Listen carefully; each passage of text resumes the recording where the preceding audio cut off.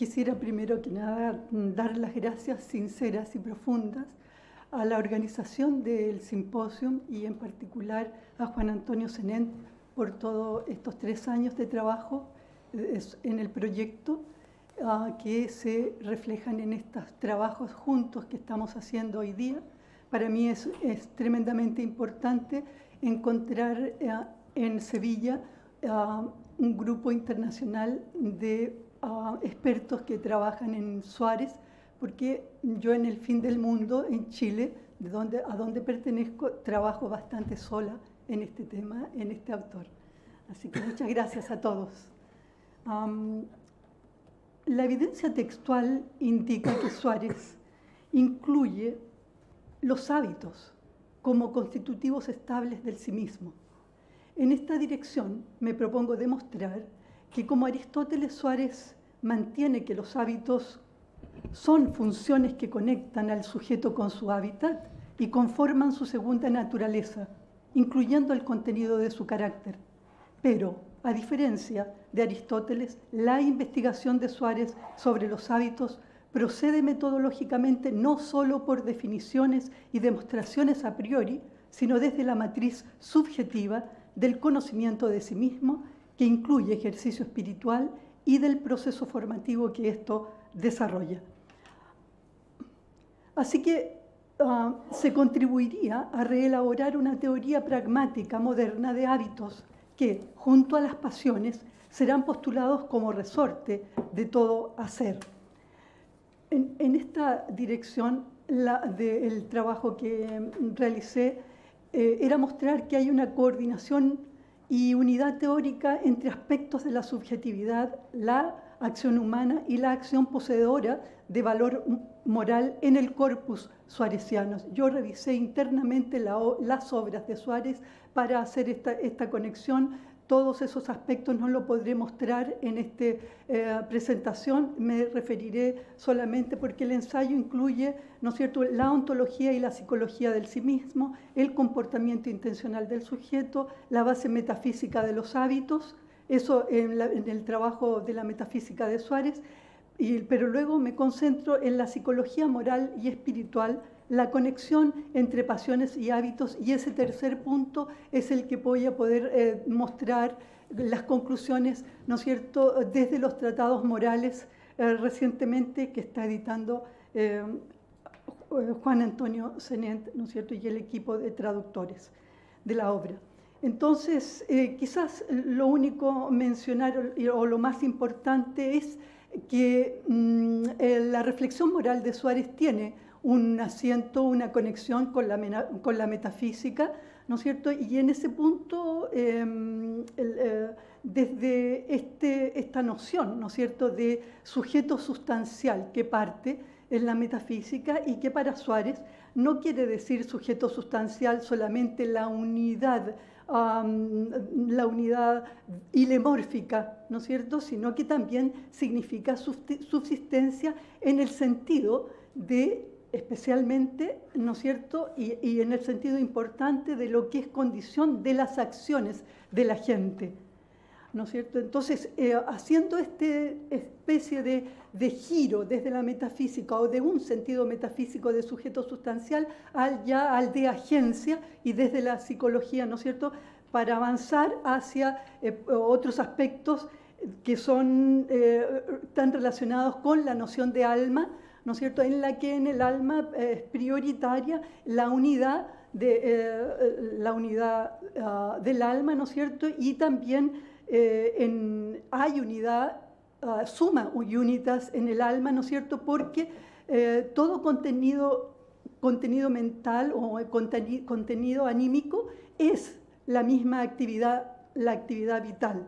En el alma, ¿no es cierto?, de Suárez hay armonía causal, hay simpatía entre todas las facultades, y ese es un punto interesante o muy importante para establecer lo que establecerá, ¿no es cierto?, en relación a la relación psicológica de los factores como, ¿no es cierto?, factores psicológicos como hábitos, virtudes, pasiones razón, y especialmente razón práctica. Entonces, de aquí, de este punto de lo que quiere decir la intencionalidad en Suárez como una, ¿no es cierto?, una cualidad de las especies intencionales, ¿no es cierto? El estatuto ontológico de las ideas es el de cualidades disposicionales para el orden de la operación. Eso ya, ¿no es cierto?, nos va trasladando hacia el ámbito no solamente cognitivo, sino que también al ámbito de la moral, ¿no?, de la razón práctica. La intencionalidad, en primer lugar, es la característica que le permite al pensamiento del sujeto salir fuera de sí para actuar receptivamente con respecto a presencias. La presencia se define como términos o como objectum. El yo, sujeto sustancial, se comporta cogitativa e intencionalmente con respecto a todo el mundo, interno y externo. Y hasta si lo dejamos, o sea, si tomamos esa primera parte metafísica y psicológica de Suárez, podremos decir que parece acertado concluir que hay en Suárez un reconocimiento del sujeto cognoscente como punto de partida intencional del conocimiento y descubrimiento del mundo exterior como objetivo u objetivable. Pero también, y esto es lo que nos interesa más, hay una postulación del sujeto en tanto agente, eje de actividad o sujeto activo, ¿cierto?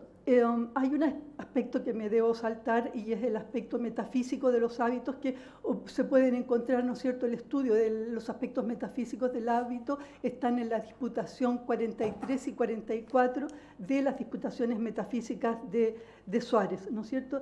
Y aquí va a dar unas bases importantes sobre los hábitos, ¿no es cierto? Y quizás la más importante es la causalidad eficiente que tienen los hábitos, ¿no es cierto? Eso hay que guardarlo en la memoria o mantenerlo, ¿no es cierto?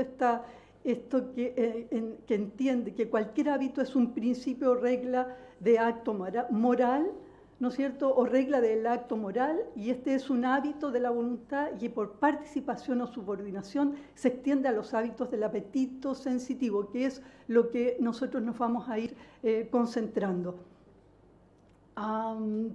Hay varias definiciones, el método que usa aquí Suárez, ¿no es cierto?, todavía en la metafísica es muy estilo More, geométrico, ¿no es cierto?, no tanto aristotélico, sino que está usando como el término medio para llegar, la premisa del término medio para llegar a las conclusiones, ¿no es cierto?, y ahí está todavía trabajando muy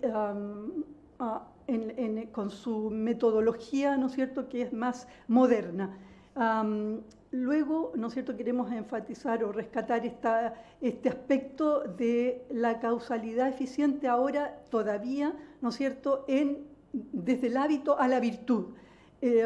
Uno puede ver que el arte de subdividir el hábito le permite a Suárez resignificar la definición de virtud e insertar la causalidad eficiente como un elemento central de la virtud moral. Esto sucede porque concibe el apetito racional no solo como fuente de la virtud moral, sino también como una causa eficiente. Él dice así: digo pues, en primer lugar, que la virtud es un hábito que perfecciona la potencia racional y que la inclina al bien.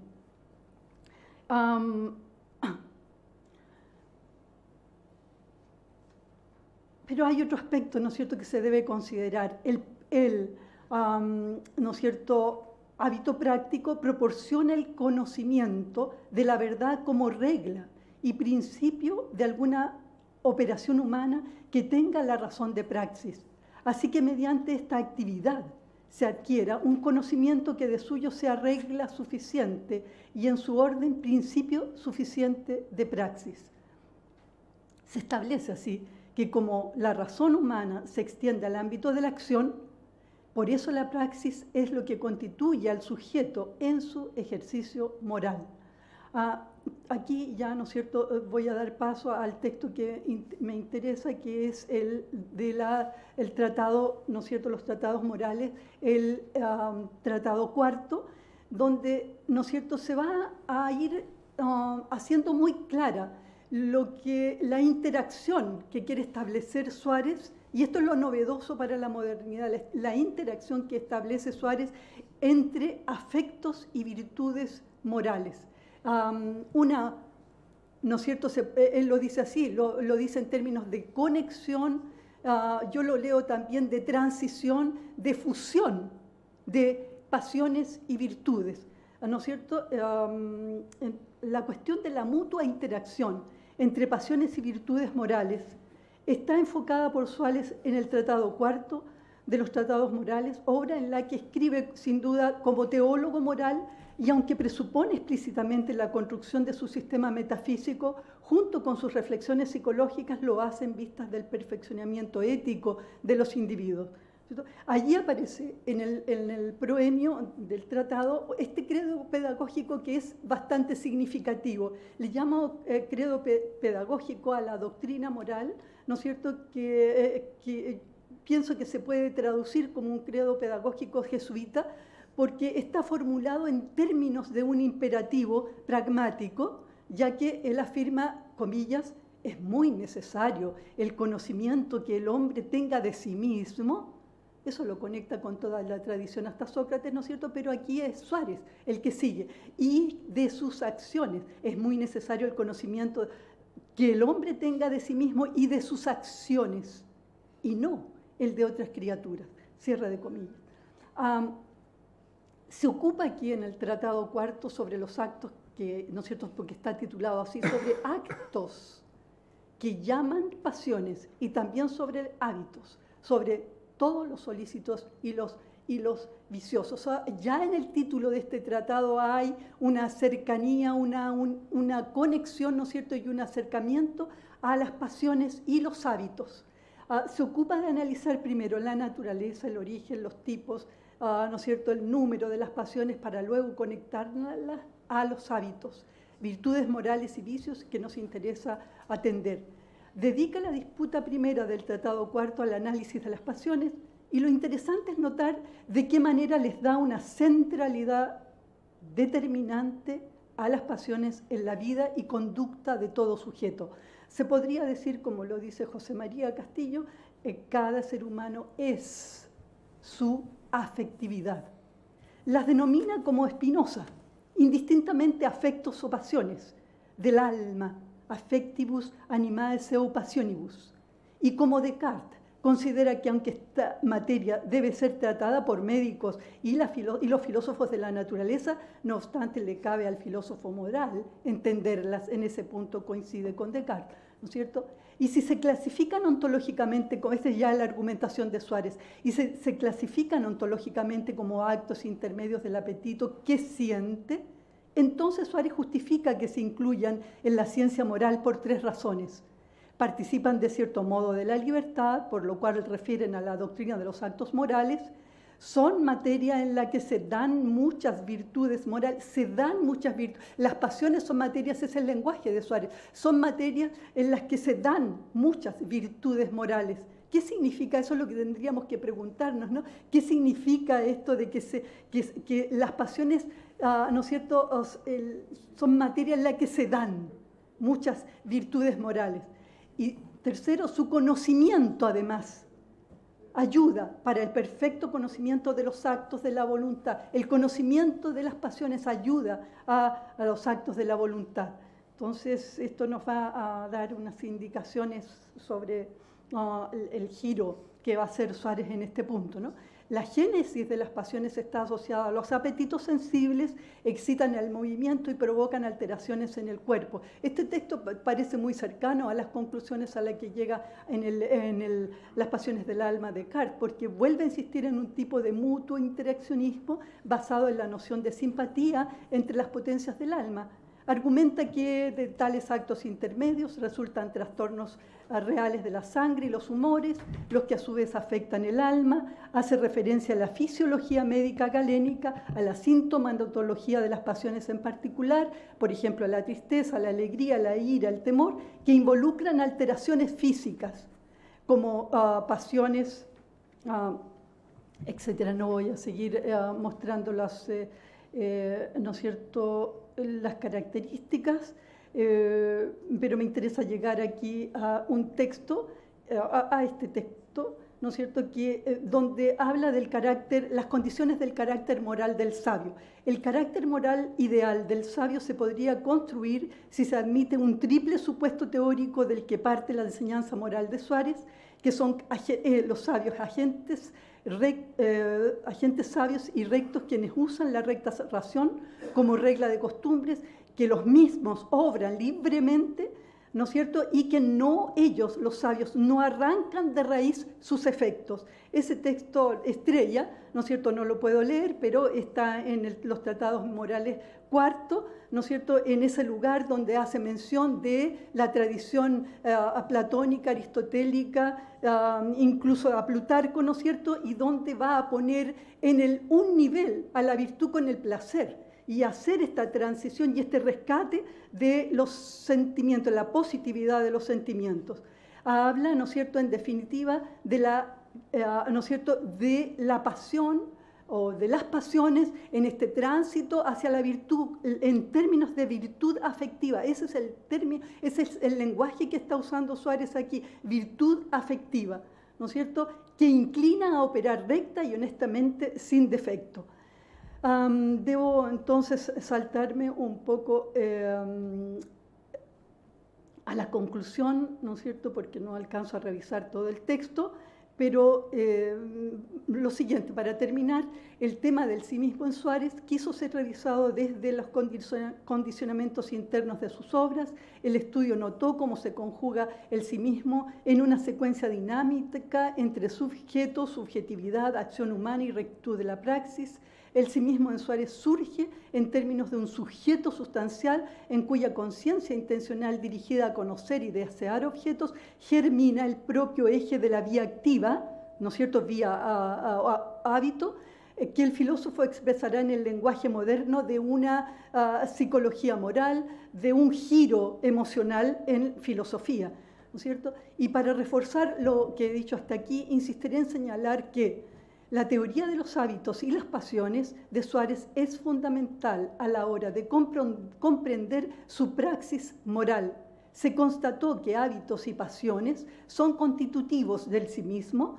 3 fueron los principales puntos de interés en este trabajo, que en Suárez, además de una ontología, hay una psicología del sí mismo, que también hay un estudio psicológico positivo que Suárez hace de los afectos en particular, que la clave de su filosofía moral consiste en la elaboración de un modelo alternativo frente al puro racionalismo y al puro voluntarismo, porque la naturaleza, el funcionamiento, la conexión, la unión, la fusión que postula entre los hábitos, las pasiones y la razón, convierten a las virtudes afectivas tanto en instrumentos pedagógicos como en fundamentos del orden de los fines y, por lo tanto, de la acción moral.